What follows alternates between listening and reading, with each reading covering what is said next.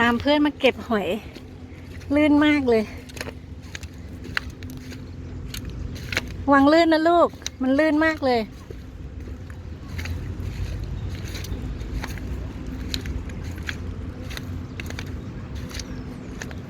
เดินมาตรงนี้ไม่ลื่นเหรอ โอ้ my gosh ลูก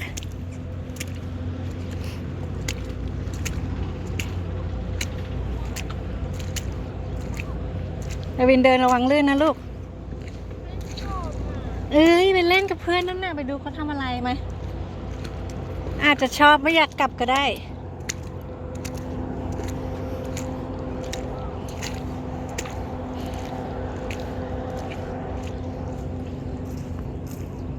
เดินดีๆลูกไม่เป็นไรเดี๋ยวมีผ้าเช็ดไม่ต้องเคลียร์นี่เป็นเหตุผลที่มีใส่ให้ใส่กางเกงขาสั้นอ่ะเกี่ยวแขนมีไว้ได้ไม่ลื่นมาเร็วเดินตรงที่ไม่ลื่น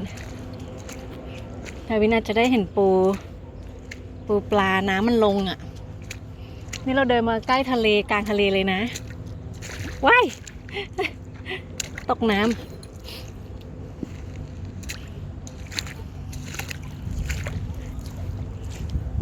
เดินมาทางนี้ลูกข้ามมาทางนี้จะได้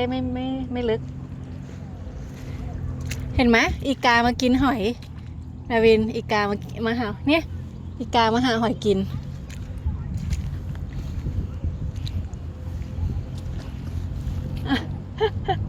เดินดูด้วยอย่าล้มไปนะเปียกเลยนะอีกาลูกอีกากินหอยดิอีกามาแทะหอยกินเห็นปะ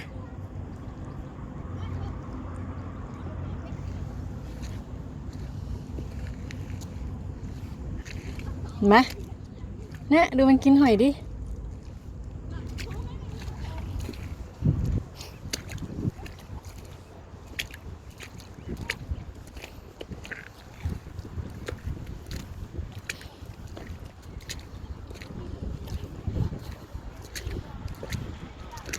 นกก็มาหาหอยกิน